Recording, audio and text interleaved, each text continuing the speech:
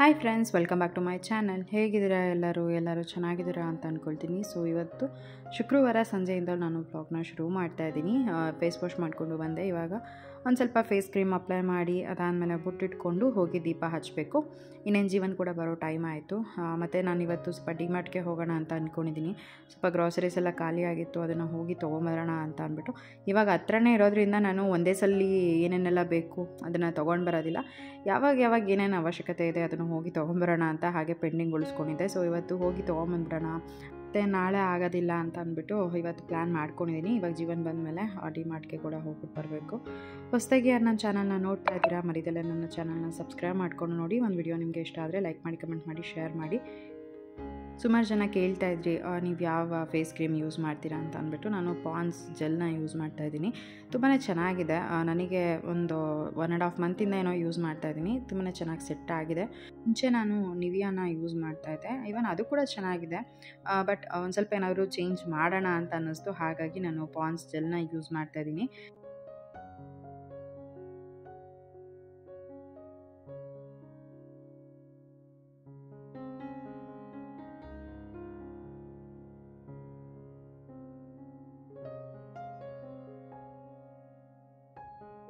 So ತುಂಬ ಜನ ನೀವು ಯಾವುದು ಲಿಪ್ ಶೇಡ್ನ ಯೂಸ್ ಮಾಡ್ತೀರಾ ಅಂತ ಕೇಳ್ತಾಯಿದ್ರಿ. ಸೊ ನಾನು ಯೂಸ್ ಮಾಡೋದು ಬಂದು ಮಮಾರ್ತ್ ಹಾಗೆಯೇ ಮೈ ಗ್ಲಾಮ್ ಲಿಪ್ಸ್ಟಿಕ್ನ ಯೂಸ್ ಮಾಡ್ತಾಯಿದ್ದೀನಿ. ಅದು ತುಂಬಾ ಚೆನ್ನಾಗಿದೆ. ನಾನು ತುಂಬ ದಿನದಿಂದನೇ ಯೂಸ್ ಮಾಡ್ತಾಯಿದ್ದೀನಿ ಆ 2 ಲಿಪ್ಸ್ಟಿಕ್ನ. ಹಾಗೆಯೇ ಅದರಲ್ಲಿ ಶೇಡೆಲ್ಲ ಬೇಕು ಅಂತಂದರೆ ನೆಕ್ಸ್ಟ್ ಕಮಿಂಗ್ ಬ್ಲಾಗ್ಸಲ್ಲಿ ನಾನು ನಿಮ್ಮ ಜೊತೆ ಶೇರ್ ಮಾಡ್ಕೊಳ್ತೀನಿ. ನನ್ನ ಹತ್ರ ಸುಮಾರಷ್ಟು ಶೇಡ್ಸ್ ಎಲ್ಲ ಇದೆ, ಅದನ್ನು ಶೇರ್ ಮಾಡ್ಕೊಳ್ತೀನಿ. ಇನ್ನು ದೇವ್ರ ಪೂಜೆ ಮಾಡಿದ್ದಾಯಿತು. ಜೀವನ್ ಬಂದ್ರಲ್ಲ, ಹೀಗೆ ಮಾತಾಡ್ಕೊಂಡು ಕೂತ್ಕೊಂಡಿದ್ವಿ. ಹೀಗೆ ಮೊಬೈಲ್ ನೋಡೋವಾಗ ಇನ್ಸ್ಟಾಗ್ರಾಮಲ್ಲಿ ನಾನು ಬೆಂಡಿ ಫ್ರೈನ ನೋಡಿದೆ. ತುಂಬಾ ಚೆನ್ನಾಗಿತ್ತು ರೆಸಿಪಿ, ಸಿಂಪಲ್ ರೆಸಿಪಿ. ಹಾಗೆ ಮನೆಯಲ್ಲಿ ಬೆಂಡೆಕಾಯಿ ಕೂಡ ಇತ್ತು, ಹಾಗಾಗಿ ಇದನ್ನೇ ಟ್ರೈ ಮಾಡೋಣ ಅಂತ ಮಾಡ್ತಾಯಿದ್ದೀನಿ. ಫಸ್ಟಿಗೆ ಬೆಂಡೆಕಾಯಿನೆಲ್ಲ ಈ ರೀತಿಯಾಗಿ ಕಟ್ ಮಾಡ್ಕೊಳ್ತಾ ಇದ್ದೀನಿ. ಒಂದು ಸ್ವಲ್ಪ ಜಾಸ್ತಿ ಕ್ವಾಂಟಿಟಿನಲ್ಲೇ ಮಾಡ್ತಾಯಿದ್ದೀನಿ. ಅಮ್ಮನ ಮನೆಗೆ ಕೂಡ ಒಂದು ಸ್ವಲ್ಪ ಕೊಟ್ಟು ಕಳ್ಸೋಣ ಅಂತ ಅಂದ್ಬಿಟ್ಟು. ಹಾಗೆಯೇ ನನ್ನ ಫ್ರೆಂಡ್ ಕೂಡ ಕಾಲ್ ಮಾಡಿದರು, ಅವ್ರ ಹತ್ರ ಮಾತಾಡಿಕೊಂಡು ಬೆಂಡೆಕಾಯಿನೆಲ್ಲ ಕಟ್ ಮಾಡಿಕೊಂಡೆ.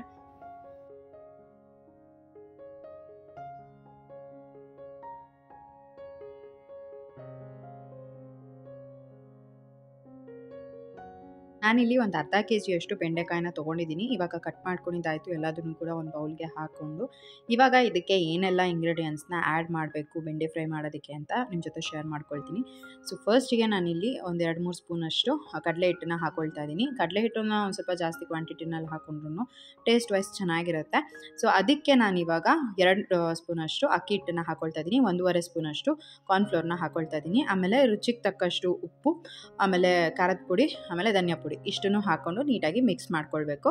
ಸೊ ಇದನ್ನು ನೀವು ಗಟ್ಟಿಯಾಗಿ ಕಲಿಸ್ಕೊಂಡ್ರೆ ತುಂಬಾ ಚೆನ್ನಾಗಿರುತ್ತೆ. ತುಂಬ ಜಾಸ್ತಿ ತೆಳ್ಳಗೆ ಕಲಿಸ್ಕೊಂಡ್ರೆ ಅಷ್ಟು ಚೆನ್ನಾಗಿರೋದಿಲ್ಲ.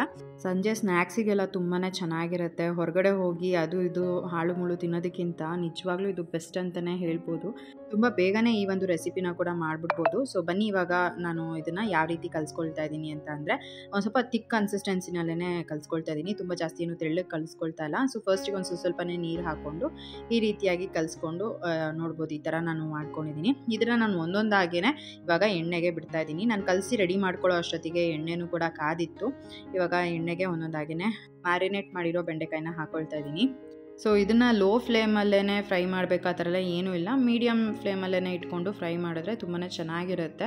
ಹಾಗೆಯೇ ತುಂಬ ಕ್ವಿಕ್ಕಾಗೆ ಆಗೋಗ್ಬಿಡುತ್ತೆ. ಏನು ಅಬ್ಬಬ್ಬಾ ಅಂದರೆ ನಾನು ಒಂದು 5 ನಿಮಿಷ ತೊಗೊಂಡೇನೋ ಅಷ್ಟೇ ಬೆಂಡೆಕಾಯಿ ಕಟ್ ಮಾಡಿ ಎಲ್ಲ ಇಂಗ್ರೀಡಿಯೆಂಟ್ಸ್ನ ಆ್ಯಡ್ ಮಾಡಿಕೊಂಡು ಈ ಒಂದು ರೆಸಿಪಿನ ಪ್ರಿಪೇರ್ ಮಾಡ್ಕೊಳ್ಳೋದಕ್ಕೆ. ಬಟ್ ಎಷ್ಟು ಬೇಗ ಆಯಿತು ಅಂತಂದರೆ ಅಷ್ಟು ಚೆನ್ನಾಗಿತ್ತು ಟೇಸ್ಟ್ ಕೂಡ. ನಾನು ನನ್ನ ತಮ್ಮನಿಗೆ ಕೂಡ ಕಾಲ್ ಮಾಡಿ ಕರೆದೆ, ಸರಿ ಬಂದು ನಾನು ಏನೋ ರೆಸಿಪಿ ಮಾಡಿದ್ದೀನಿ ತೊಗೊಂಡು ಹೋಗು ಅಂತ ಅಂದ್ಬಿಟ್ಟು. ಅವನು ಏನೋ ನಮ್ಮ ಅಕ್ಕ ಮಾಡಿರ್ತಾಳೆ, ಪ್ರತಿ ಸಲಿನೂ ಏನಾದ್ರು ಮಾಡಿಬಿಟ್ಟು ಕರಿತೀನಿ ನಾನು. ಸೊ ಏನೋ ಒಂದು ಮಾಡಿರ್ತಾಳೆ ಅಂತ ಅಂದ್ಬಿಟ್ಟು ಬಂದ.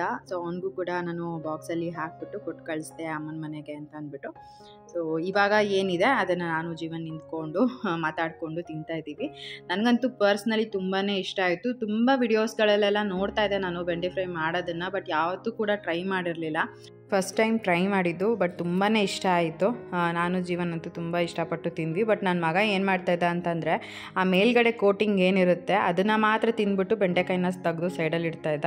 ಮಕ್ಕಳು ನಿಜವಾಗ್ಲೂ ಯಾವ ತರಕಾರಿನ ಹೆಂಗೆ ಕೊಟ್ಟರು ತಿನ್ನಲ್ಲ. ಅದು ನಾನು ಒಂದೊಂದ್ಸಲಿ ಹೇಳ್ತಿರ್ತೀನಿ, ಮಿಕ್ಸಿನಲ್ಲಿ ಗ್ರೈಂಡ್ ಮಾಡಿಬಿಟ್ಟು ಊಟದಲ್ಲಿ ತಿನ್ನಿಸ್ಬಿಡ್ಬೇಕು ಅಷ್ಟೇ ಅಂತ. ನನ್ನ ಮಗ ಅಂತೂ ತರಕಾರಿಗಳನ್ನೆಲ್ಲ ಅಷ್ಟು ಇಷ್ಟಪಟ್ಟು ತಿನ್ನೋದೇ ಇಲ್ಲ. ಎಲ್ಲ ಮಕ್ಕಳು ಹೀಗೇನ ಇಲ್ಲ, ನನ್ನ ಮಗನೇ ಹೀಗೇನ ಗೊತ್ತಿಲ್ಲ ನನಗೆ. ಬಟ್ ಅವ್ನಿಗೆ ಹೆಂಗೆ ಏನೇ ಚೆನ್ನಾಗಿ ಮಾಡ್ಕೊಂಡು ಕೊಟ್ರು ತರಕಾರಿ ತರಕಾರಿನ ಸಪ್ರೇಟಾಗಿ ಸೈಡಲ್ಲಿ ಇಡ್ತಾನೆ, ಇನ್ನು ಅದು ಮೇಲ್ಗಡೆ ಏನು ಕೋಟಿಂಗ್ ಇರುತ್ತೆ ಅದನ್ನು ಚೆನ್ನಾಗಿ ತಿಂತಾನೆ, ಇಷ್ಟನೇ. ಸೊ ಇವಾಗ ನಾನು ಹಂಗೆ ಮಾಡಿ ಹಿಂಗೆ ಮಾಡಿ ಏನೇನೋ ನೈಸ್ ಮಾಡಿ ಒಂದೆರಡು ಪೀಸ್ನ ತಿನ್ನಿಸ್ದೆ ಅಷ್ಟೇ. ಅದಾದಮೇಲೆ ಅವ್ನು ತಿನ್ನಲೇ ಇಲ್ಲ, ಬರೀ ಹಿಟ್ಟಿಟ್ಟನ್ನು ತೊಗೊಂಡು ತಿಂದ್ಕೊಂಡು ಆ ಬೆಂಡೆಕಾಯಿನ ಸೈಡಲ್ಲಿ ಇಡ್ತಾಯಿದ್ದ. ಸೊ ಈ ರೀತಿಯಾಗಿ ಮಾಡ್ತಾಯಿದ್ದ. ಸರಿ, ಇನ್ನು ನಾನು ಜೀವನ್ ನಿಂತ್ಕೊಂಡು ಮಾತಾಡಿಕೊಂಡು ಬೆಂಡೆಕಾಯಿ ಫ್ರೈನ ಮಾಡಿದ್ವಿ. ತುಂಬ ಬೇಗನೆ ಮಾಡಿಬಿಟ್ಟೆ, ಆಲ್ಮೋಸ್ಟ್ ಒಂದು 15-20 ನಿಮಿಷಕ್ಕೆಲ್ಲ ಬೆಂಡೆಕಾಯಿ ಫ್ರೈ ಮಾಡಿಕೊಂಡು ಖಾಲಿ ಕೂಡ ಆಗೋಗ್ಬಿಟ್ಟಿತ್ತು. ಮತ್ತು ಸ್ವಲ್ಪ ಕ್ವಾಂಟಿಟಿನಲ್ಲೇ ಮಾಡಿದ್ದಿದ್ದಲ್ವ, ಅಮ್ಮನ ಮನೆಗೆ ಕೂಡ ಕೊಟ್ಟು ಕಳಿಸ್ದೆ. ಇನ್ನೊಂದು ಸ್ವಲ್ಪ ಕ್ವಾಂಟಿಟಿ ಏನಿತ್ತು ಅದನ್ನು ನಾವು ಮನೆಯಲ್ಲಿ ಮಾಡಿಕೊಂಡು ತಿಂದ್ಕೊಂಡ್ವಿ. ಇನ್ನು ಅಡುಗೆ ಕೆಲಸ ಕೂಡ ಇವತ್ತು ಇರಲಿಲ್ಲ, ಮಧ್ಯಾಹ್ನನೇ ನಾನು ಅಡುಗೆ ಕೆಲಸನೂ ಕೂಡ ಮಾಡ್ಕೊಂಡ್ಬಿಟ್ಟಿದ್ದೆ. ಇವಾಗ ಜಸ್ಟ್ ಬೆಂಡೆಕಾಯಿ ಫ್ರೈ ಎಲ್ಲ ಮಾಡ್ಕೊಂಡಿದ್ದಾದಮೇಲೆ ಹೋಗಿ ಊಟ ಮಾಡಿಬಿಟ್ಟು ಆಮೇಲೆ ಇನ್ನೇನು ಬೇರೆ ಕೆಲಸ ಇದೆ ಅದನ್ನು ಮಾಡ್ಕೊಳ್ಬೇಕು. ಇನ್ನೂ ಅಪ್ಪು ನನ್ನ ತಮ್ಮ ಬಂದಿದ್ನಲ್ಲ, ನನ್ನ ತಮ್ಮನ ಜೊತೆನೇ ಅಮ್ಮನ ಮನೆಗೆ ಹೋದ. ಈ ನಡುವೆ ಅಮ್ಮನ ಮನೆಗೆ ಹೋಗೋದಕ್ಕೆ ಅಪ್ಪು ತುಂಬ ಇಷ್ಟಪಡ್ತಾನೆ. ಇಲ್ಲೂ ಕೂಡ ಎಲ್ಲೂ ಹೊರಗಡೆ ಹೋಗಿ ಆಟಾಡೋದು ಥರ ಎಲ್ಲ ಏನೂ ಇಲ್ಲ ಅಲ್ವಾ. ಸೊ ಅಮ್ಮನ ಮನೆಗಾದರೂ ಹೋಗ್ಬಿಟ್ಟು ಬರಲಿ ಅಂತ ಅಂದ್ಬಿಟ್ಟು ಅಮ್ಮನ ಮನೆಗೆ ಕಳಿಸ್ದೆ. ಸೊ ಬೆಂಡೆಕಾಯಿ ಫ್ರೈ ತುಂಬಾ ಚೆನ್ನಾಗಿತ್ತು, ನೀವು ಕೂಡ ಒಮ್ಮೆ ಟ್ರೈ ಮಾಡಿ. ಫ್ರೆಂಡ್ಸ್, ಪಿಂಡಿ ಫ್ರೈ ಅಂತೂ ತುಂಬಾ ಚೆನ್ನಾಗಿತ್ತು, ನನಗಂತೂ ತುಂಬಾ ಇಷ್ಟ ಆಯಿತು. ಹಾಗೆಯೇ ಅಪ್ಪನ ಮನೆಗೆ ಕೂಡ ಒಂದು ಸ್ವಲ್ಪ ಕೊಟ್ಟು ಕಳಿಸ್ದೆ, ಯಾಕೆಂತ ಅಂದರೆ ಸ್ವಲ್ಪ ಜಾಸ್ತಿ ಕ್ವಾಂಟಿಟಿನಲ್ಲೇ ಮಾಡಿಬಿಟ್ಟಿದ್ದೆ. ಸೊ ಫಸ್ಟ್ ಟೈಮ್ ಮಾಡಿದ್ದಲ್ವ, ಅಲ್ಲಿ ಕೂಡ ಕೊಟ್ಟು ಕಳಿಸೋಣ ಅಂತ ಅಂದ್ಬಿಟ್ಟು ಕೊಟ್ಟು ಕಳಿಸ್ದೆ.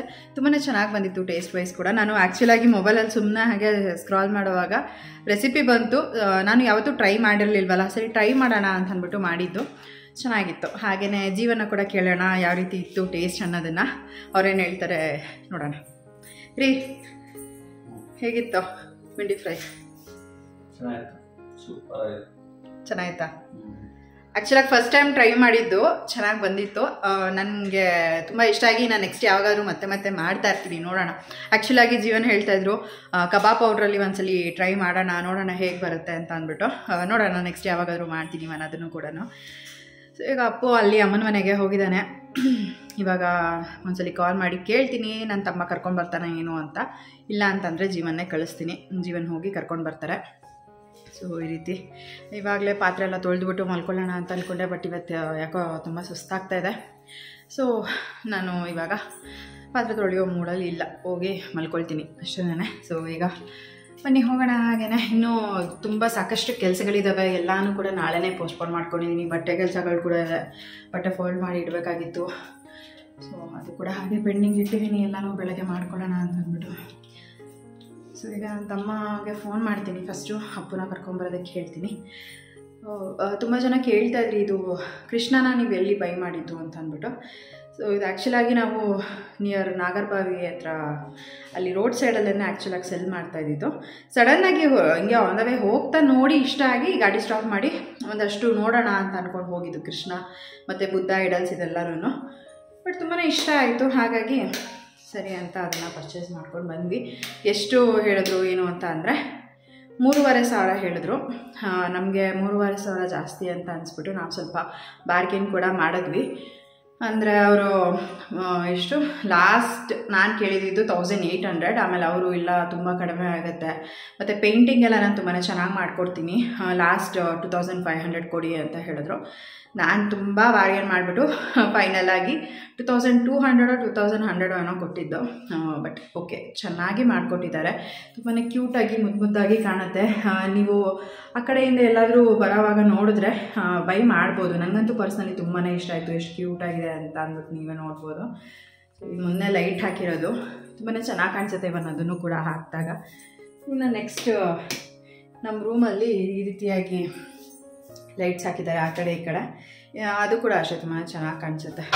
ಇವೆಲ್ಲ ಮೊನ್ನೆ ಮಾಡಿರೋ ಕೆಲಸ. ಫಸ್ಟು ಎಲ್ಲ ಏನು ಗೃಹ ಪ್ರವೇಶ ಟೈಮಲ್ಲಿ ಮಾಡಬೇಕಾಗಿತ್ತು, ಅದೆಲ್ಲ ಯಾವುದೂ ಮಾಡಿರಲಿಲ್ಲ.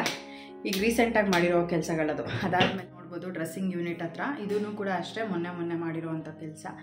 ಆಮೇಲೆ ಇಲ್ಲಿ ಕೂಡ ಅಷ್ಟೇ ಆ ಕಡೆ ಈ ಕಡೆ ಸ್ಟ್ರಿಪ್ ಲೈಟ್ ಏನು ಬರುತ್ತೆ. ಸೊ ಈ ರೀತಿಯಾಗಿ ತುಂಬಾ ಚೆನ್ನಾಗಿ ಕಾಣಿಸುತ್ತೆ ಆ್ಯಕ್ಚುಲಾಗಿ ಅದು. ಸೊ ಇಲ್ಲಿಂದ ತೋರಿಸ್ತೀನಿ, ನೋಡ್ಬೋದು. ಸೊ ಫಸ್ಟ್ ಟೈಮ್ ನಾವೇನು ನೋಡಿದ್ವಿ ಅಲ್ವಾ, ಆನ್ ಮಾಡಿದ ತಕ್ಷಣ ತುಂಬಾ ಚೆನ್ನಾಗಿ ಕಾಣಿಸ್ತಾ ಇತ್ತು. ನಂಗೆ ಪರ್ಸ್ನಲಿ ತುಂಬಾ ಇಷ್ಟ ಆಯಿತು. ಆಮೇಲೆ ಅಪ್ಪು ಕೂಡ ಅಷ್ಟೇ ಫುಲ್ಲು ಬಂದಿದ್ದ ತಕ್ಷಣ ಶಾಕ್ ಆಗಿಬಿಟ್ಟು ನೋಡಿಬಿಟ್ಟು, ಮಮ್ಮಿ ಚೆನ್ನಾಗಿದೆ ನೈಸ್ ಅಂತ ಅಂದ್ಬಿಟ್ಟು. ಈ ಒಂದು ಫೋಟೋ ಬಂದುಬಿಟ್ಟು ನನ್ನ ತಂಗಿ ಮದುವೆ ಅದು. ಆ್ಯಕ್ಚುಲಾಗಿ ನಾನು ಇನ್ನೂ ನಮ್ಮನೆ ಗೃಹ ಪ್ರವೇಶದ್ದು ಏನು ಫೋಟೋ ಕೊಡಬೇಕಾಗಿತ್ತು, ಅದಿನ್ನೂ ಕೊಟ್ಟಿಲ್ಲ. ಅದರಲ್ಲಿ ಏನಾದರೂ ಫೋಟೋಸ್ ಚೆನ್ನಾಗಿ ಬಂದಿತ್ತು ಅಂತ ಅಂದರೆ ಸ್ವಲ್ಪ ದೊಡ್ಡ ಫ್ರೇಮ್ ಮಾಡಿಸೋಣ ಅಂತ ಅಂದ್ಕೊಂಡಿದ್ದೀನಿ, ನೋಡೋಣ ಹೇಗಾಗುತ್ತೆ ಅಂತ. ಸದ್ಯಕ್ಕೆ ಇದು ನನ್ನ ತಂಗಿ ಮದುವೆದೇ ಒಂದು ಫೋಟೋನ ಸೆಲೆಕ್ಟ್ ಮಾಡಿ ಫ್ರೇಮ್ ಮಾಡಿ ಕೊಟ್ಟಿದ್ರು. ಅದನ್ನು ನಾನು ರೂಮಲ್ಲೇ ಇಟ್ಟಿದ್ದೀನಿ. ಸಿಂಪಲಾಗೇ ಇಟ್ಕೊಂಡಿದ್ದೀನಿ ಈ ಒಂದು ರೂಮ್ನ. ಏನು ಜಾಸ್ತಿ ನಾವು ಡೆಕೋರೇಟ್ ಮಾಡಬೇಕು ಅನ್ನೋ ಥರ ಏನೂ ಇಲ್ಲ. ಆಲ್ಮೋಸ್ಟ್ ಇಂಟೀರಿಯರಲ್ಲೇ ಎಲ್ಲನೂ ಕವರ್ ಆಗಿರೋದ್ರಿಂದ ಮಿನಿಮಲಾಗಿ ಏನು ಮಾಡ್ಬೋದು ಅದನ್ನು ನಾನು ಮಾಡ್ಕೊಂಡಿದ್ದೀನಿ ಅಷ್ಟೇ. ಅಲ್ಲೊಂದು ಆ ರೀತಿ ಕ್ರೀಪರ್ ಇಟ್ಟರೆ ಚೆನ್ನಾಗಿ ಕಾಣುತ್ತೆ ಅಂತ ಅನ್ನಿಸ್ತು, ಹಾಗಾಗಿ ಅಲ್ಲೊಂದು ಕ್ರೀಪರ್ ಇಟ್ಟಿದ್ದೀನಿ. ಆಮೇಲೆ ಅಲ್ಲಿ ಒಂದು ಒರಿಜಿನಲ್ ಏನು ಪ್ಲ್ಯಾಂಟ್ ಅದು ಝೀಝಿ ಪ್ಲ್ಯಾಂಟ್ನ ಇಟ್ಟಿದ್ದೀನಿ ಅಲ್ಲಿ ಒಂದು. ಸೊ ಇಷ್ಟೇ ಸಿಂಪಲ್ಲಾಗಿ ನಾವು ನಮ್ಮ ರೂಮ್ನ ಈ ರೀತಿಯಾಗಿ ಡೆಕೋರೇಟ್ ಮಾಡಿದ್ದೀವಿ. ನೋಡೋಣ ಇನ್ನೊಂದ್ಸಲಿ ಯಾವಾಗಾದರೂ ಆದರೆ ನಾನು ಕಂಪ್ಲೀಟಾಗಿ ನಮ್ಮ ಮನೆ ಹೋಮ್ ಟೂರ್ನ ನಿಮ್ಮ ಜೊತೆ ಶೇರ್ ಮಾಡ್ಕೊಳ್ತೀನಿ. ಸದ್ಯಕ್ಕೆ ಏನು ಹೋಮ್ ಟೂರ್ ಮಾಡ್ತಾಯಿಲ್ಲ, ಸ್ವಲ್ಪ ಟೈಮ್ ತೊಗೊಂಡು ಎಲ್ಲನೂ ನೀಟಾಗಿ ಅರೇಂಜ್ ಮಾಡಿ ಅದಾದಮೇಲೆ ಹೋಮ್ ಟೂರ್ ಮಾಡೋಣ ಅಂತ ಅಂದ್ಕೊಂಡಿದ್ದೀನಿ. ತುಂಬ ಜನ ಕೇಳ್ತಾಯಿದ್ರಿ ಯಾಕೆ ನೀವು ಹೋಮ್ ಟೂರ್ನ ಮಾಡ್ತಾಯಿಲ್ಲ ಅಂತ. ಸೊ ಇದೇ ರೀಸನ್ನು. ಕಂಪ್ಲೀಟಾಗಿ ಎಲ್ಲ ಸೆಟಪ್ ಆದಮೇಲೆ ನಿಮ್ಮ ಜೊತೆ ಶೇರ್ ಮಾಡಿಕೊಂಡ್ರೆ ನಿಮಗೂ ಕೂಡ ನೋಡೋದಕ್ಕೆ ಇಷ್ಟ ಆಗುತ್ತೆ. ಏನೂ ಸೆಟ್ ಆಗ್ದಂತೆ ನಾನು ಏನಂತ ನಿಮ್ಮ ಜೊತೆ ಶೇರ್ ಮಾಡ್ಕೊಳ್ಳೋದು, ಹಾಗಾಗಿ ಒಂದು ಸ್ವಲ್ಪ ಡಿಲೇ ಮಾಡ್ತಾಯಿದ್ದೀನಿ. ಇನ್ನು ನನ್ನ ಮಗನ ರೂಮಲ್ಲಿ ಅಂಥದ್ದು ಏನೂ ಮಾಡಿಸಿಲ್ಲ, ಜಸ್ಟ್ ಅದನ್ನು ಸಿಂಪಲ್ಲಾಗೇ ಇಟ್ಟಿದ್ದೀವಿ.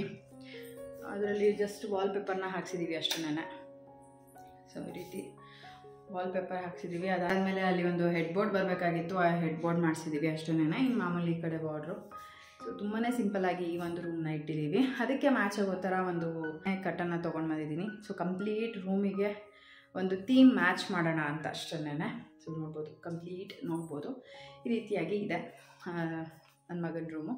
ಇನ್ನು ನಮ್ಮ ರೂಮ್ ಬಂದರೆ ಆಲ್ಮೋಸ್ಟ್ ಕ್ರೀಮ್, ಆಮೇಲೆ ಬೇಜ್ ಕಲರ್, ಆಮೇಲೆ brown colour, golden colour, so ಈ ರೀತಿ ಲೈಟ್ ಕಲರ್ಸು ಈ ಥರ ಯೂಸ್ ಮಾಡಿದ್ದೀವಿ. ಒಂಥರ ಒಂದೇ ಥೀಮಲ್ಲಿ ಕಾಣಿಸ್ಲಿ ಅಂತ ಇನ್ನು ನನ್ನ ಮಗನ ರೂಮ್ನ ಒಂದೇ ಥೀಮಲ್ಲಿ ಮಾಡಿದ್ದೀವಿ. ಸೊ ಹೋಮ್ ಟೂರ್ನ ಕೇಳ್ತಾಯಿದ್ರಿ, ಕಂಪ್ಲೀಟಾಗಿ ನಮ್ಮನೆ ಒಂಚೂರು ಸೆಟಪ್ ಆಗಿಬಿಡಲಿ, ನಾವಾಗೆಲ್ಲನೂ ಶೇರ್ ಮಾಡ್ಕೊಳ್ತೀನಿ ಯಾವ್ಯಾವ ರೀತಿ ಇದೆ ಏನು ಅಂತ ಅಂದ್ಬಿಟ್ಟು. ಸೊ ಹೇಗೆ ಮನೆ ಕ್ಲೀನ್ ಮಾಡ್ಕೊಳ್ತೀರಾ ಅಂತ ಅಂದ್ಬಿಟ್ಟು ತುಂಬ ಜನ ಕೇಳ್ತಾ ಇರ್ತೀರಾ. ಯಾರಾದರೂ ಕೆಲಸದವರು ಬರ್ತಾರಾ ಅಂತ ಅಂದ್ಬಿಟ್ಟು. ಯಾರೂ ಇಲ್ಲ, ನಾನೇ ಮಾಡ್ಕೊಳ್ತೀನಿ. ಸೊ ಇವತ್ತು ಏನೇನು ಕೆಲಸಗಳನ್ನ ಮಾಡ್ಕೋಬೇಕು ಅಂತ ನಾನು ಅಂದ್ಕೊಂಡಿರ್ತೀನಿ ಅದನ್ನೆಲ್ಲ ಇವತ್ತಿನ ದಿನ ಕಂಪ್ಲೀಟ್ ಮಾಡ್ಕೊಂಬಿಟ್ಟಿರ್ತೀನಿ. ಇನ್ನೇನಾದ್ರು ಪೆಂಡಿಂಗ್ ಇತ್ತು, ನನ್ನ ಕೈಯಲ್ಲಿ ಆಗ್ತಿಲ್ಲ ಅಂತ ಅಂದರೆ ಇನ್ನೇನು ಮಾಡಲೇಬೇಕು ಅಂತ ಮಾಡೋಕ್ಕೆ ಹೋಗಲ್ಲ. ನೆಕ್ಸ್ಟ್ ಡೇ ಪೋಸ್ಟ್ಪೋನ್ ಮಾಡ್ಕೊಳ್ತೀನಿ ಅಷ್ಟೇ. ಇನ್ನು ಬಟ್ಟೆಗಳೆಲ್ಲ ಮರ್ಚಬೇಕಾಗಿತ್ತು, ಹಂಗೂ ಯೋಚನೆ ಮಾಡಿದೆ ಬಟ್ಟೆ ಎಲ್ಲ ಫೋಲ್ಡ್ ಮಾಡಿ ಇಟ್ಬಿಡ್ಲಾ ಅಂತ. ಆಮೇಲೆ ಬೇಡ ಬಿಡು, ಯಾಕೆ ಸುಮ್ಮನೆ ನಾಳೆ ಮಾಡ್ಕೊಂಡ್ರೆ ಆಯಿತು ಅಂತ ಅಂದ್ಬಿಟ್ಟು ನಾಳೆಗೆ ಪೋಸ್ಟ್ಪೋನ್ ಮಾಡಿಕೊಂಡೆ. ಸೊ ಈ ರೀತಿ. ಆಮೇಲೆ ಸುಮಾರು ಜನ ಕೇಳ್ತಾ ಇರ್ತೀರಾ ನಿಮ್ಮ ಮನೆ ಹೋಮ್ ಟೂರ್ನ ಶೇರ್ ಮಾಡ್ಕೊಳ್ಳಿ ಅಂತ. ಇನ್ನೂ ಸಾಕಷ್ಟು ನಮ್ಮ ಮನೆ ಅರೇಂಜ್ ಮಾಡ್ಕೊಳ್ಬೇಕು. ಸೊ ಒಂದೊಂದಾಗಿ ಇನ್ನೂ ಅರೇಂಜ್ ಮಾಡ್ಕೊಳ್ತಾ ಇದ್ದೀನಿ. ಮತ್ತು ನನಗೆ ಇದೇ ರೀತಿ ನಮ್ಮ ಮನೆಯನ್ನು ಡೆಕೋರೇಟ್ ಮಾಡಿ ಆಮೇಲೆ ನಿಮ್ಮ ಜೊತೆ ಎಲ್ಲ ಶೇರ್ ಮಾಡ್ಕೋಬೇಕು ಅಂತ ಇಷ್ಟ.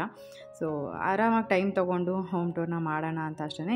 ಇವಾಗ ರೆಗ್ಯುಲರ್ ಆಗಿ ನಾನು ವ್ಲಾಗ್ನ ಅಪ್ಲೋಡ್ ಮಾಡ್ತಾ ಇರ್ತೀನಿ. ಇನ್ನೂ ಆಲ್ಮೋಸ್ಟ್ ಅದರೊಳಗೇ ನೀವು ನೋಡಿರ್ತೀರ ನಾನು ನಮ್ಮ ಮನೇನ ಯಾವ ರೀತಿ ಡೆಕೋರೇಟ್ ಮಾಡ್ಕೊಳ್ತಾ ಇದ್ದೀನಿ, ಯಾವ ರೀತಿ ಅರೇಂಜ್ ಮಾಡ್ಕೊಂಡಿದ್ದೀನಿ ಅನ್ನೋದನ್ನೆಲ್ಲ. ಸೊ ನಿಮ್ಗೆ ಇಷ್ಟ ಆಗ್ತಿದೆ ಅಂತ ಅಂದ್ಕೊಳ್ತೀನಿ. ಹೀಗೆ ಇಷ್ಟ ಆದರೆ ಸಪೋರ್ಟ್ ಮಾಡಿ, ಲೈಕ್ ಮಾಡಿ. ಆದಷ್ಟು ಇನ್ಮೇಲಿಂದ ರೆಗ್ಯುಲರ್ ಆಗಿ ವ್ಲಾಗ್ ಅಪ್ಲೋಡ್ ಮಾಡೋದಕ್ಕೆ ಟ್ರೈ ಮಾಡ್ತಾಯಿದ್ದೀನಿ, ಅಪ್ಲೋಡ್ ಮಾಡ್ತೀನಿ ಕೂಡ. ಇನ್ನು ಜೀವನ್ ಮೇಲ್ಗಡೆ ಹೋಗಿದ್ದರು, ನಾನು ಕೂಡ ಹಾಗೆ ಅವ್ರ ಜೊತೆ ಒಂದು ಸ್ವಲ್ಪ ಹೊತ್ತು ಟೈಮ್ ಸ್ಪೆಂಡ್ ಮಾಡಿ ಅದಾದಮೇಲೆ ಅಪ್ಪುಗೆ ಬರೋದಕ್ಕೆ ಅಂತ ಕಾಲ್ ಮಾಡಿದೆ. ನನ್ನ ತಮ್ಮ ಇಲ್ಲ ಅಲ್ಲೇ ಮಲ್ಕೊಳ್ತಾನಂತೆ, ಅಲ್ಲೇ ಇಟ್ಕೊಳ್ತೀವಿ ಬಿಡು, ಬೆಳಗ್ಗೆ ಕರ್ಕೊಂಬರ್ತೀನಿ ಅಂತ ಹೇಳ್ದೆ. ಸರಿ ಇನ್ನೇನು ಮಾಡೋದಕ್ಕಾಗೋದಿಲ್ಲ. ಕೆಲವೊಮ್ಮೆ ನನ್ನ ಮಗನಿಗೆ ಕೂಡ ಚೇಂಜಸ್ ಬೇಕು ಅಂತ ಅನಿಸುತ್ತೆ. ಯಾವಾಗಲೂ ನಮ್ಮೊಟ್ಟಿಗೆ ಇರ್ತಾನಲ್ವ, ಅಪರೂಪಕ್ಕೆ ನಮ್ಮ ಅಪ್ಪ ಅಮ್ಮನ ಜೊತೆ ಇರಬೇಕು ಅಂತ ಅಂದ್ಕೊಂಡಾಗ ಸರಿ ಅಂತ ನಾನು ಸುಮ್ಮನಾಗ್ತೀನಿ. ಇನ್ನು ನಾನು ಮತ್ತೆ ನೆಕ್ಸ್ಟ್ ಡೇ ವ್ಲಾಗ್ನ ಕಂಟಿನ್ಯೂ ಮಾಡ್ತಾಯಿದ್ದೀನಿ. ಇವಾಗ ಚಿಮ್ನಿ ಸ್ವಲ್ಪ ಕ್ಲೀನ್ ಮಾಡ್ಕೊಳ್ಬೇಕಾಗಿತ್ತು, ಒಂದು ಸ್ವಲ್ಪ ಜಿಡ್ಡಾಗಿ ಹೋಗ್ಬಿಟ್ಟಿತ್ತು. ನಾನು ಅವಾಗಲೇ ಕ್ಲೀನ್ ಮಾಡ್ಕೊಂಬಿಡೋಣ ಅಂತ ಮಾಡ್ಕೊಳ್ತಾ ಇರ್ತೀನಿ. ಅಟ್ಲೀಸ್ಟ್ ಒಂದು ವಾರಕ್ಕೊಂದ್ಸಲಿನಾದ್ರೂ ಕ್ಲೀನ್ ಮಾಡ್ಕೊಳ್ಳೋಣ ಅಂತ. ಕೆಲವೊಮ್ಮೆ ಏನಾದರೂ 2-3 ಸರಿ ನಾವು ಮನೆಯಲ್ಲಿ ಫ್ರೈಡ್ ಐಟಮ್ಸ್ ಎಲ್ಲ ಮಾಡಿತ್ತು ಅಂತಂದರೆ 2-3 ಸತಿನೇ ಕ್ಲೀನ್ ಮಾಡ್ಕೊಂಬಿಡ್ತೀನಿ. ಯಾಕಂದರೆ ಜಾಸ್ತಿ ಜಿಡ್ಡು ಮಾಡಿಕೊಂಡು ನನಗೆ ಕ್ಲೀನ್ ಮಾಡ್ಕೋಬೇಕಂದ್ರೆ ಅಷ್ಟಿಷ್ಟ ಆಗೋದಿಲ್ಲ. ಸೊ ಆವಾಗವಾಗ ಕ್ಲೀನ್ ಮಾಡ್ಕೊಂಬಿಟ್ರೆ ಅದೇನು ಜಿಡ್ಡು ಅಂಶ ಇರುತ್ತೆ ಅದೆಲ್ಲ ನೀಟಾಗಿ ರಿಮೂವ್ ಕೂಡ ಆಗಿಬಿಡುತ್ತೆ ಅಂತ ಅಂದ್ಬಿಟ್ಟು ಆವಾಗವಾಗ ಕ್ಲೀನ್ ಮಾಡ್ಕೊಳ್ತೀನಿ.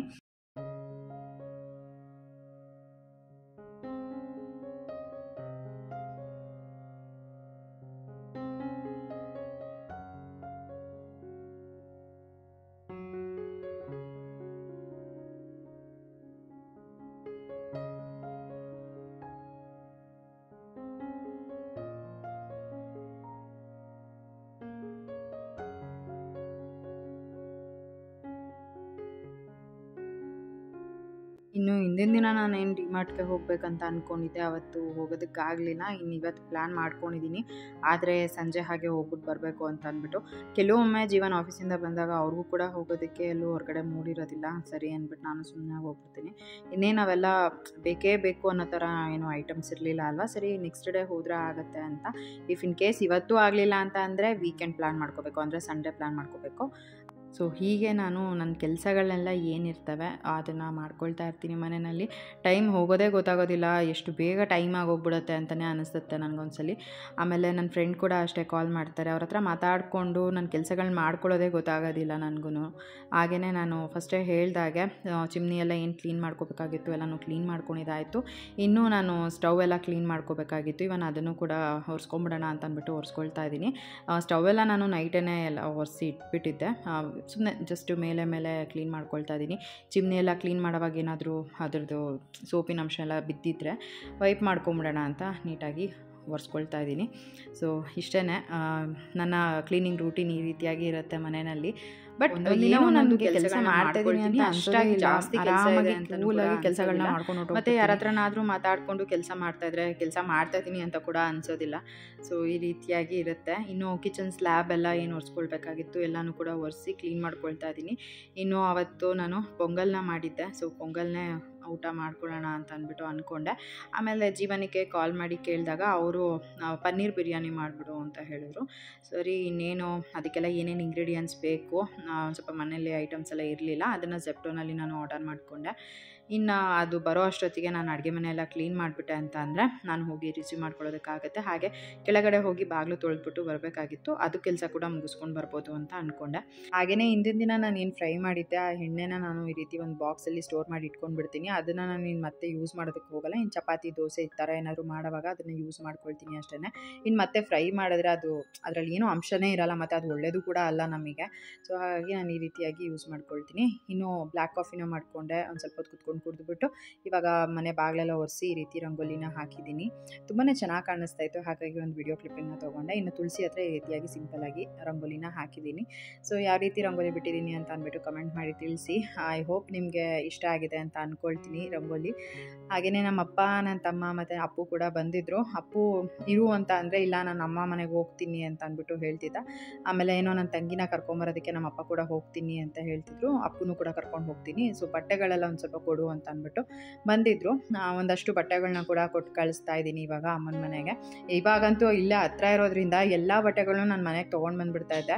ಬಟ್ ಒಂದು ಸ್ವಲ್ಪ ಬಟ್ಟೆಗಳು ಅಮ್ಮನ ಮನೆಯಲ್ಲಿ ಕೂಡ ಇರಬೇಕಲ್ಲ ಅಂತ ಅಂದ್ಬಿಟ್ಟು ಒಂದು ಸ್ವಲ್ಪ ಬಟ್ಟೆಗಳನ್ನ ಈಸ್ಕೊಂಡು ಹೋದರು.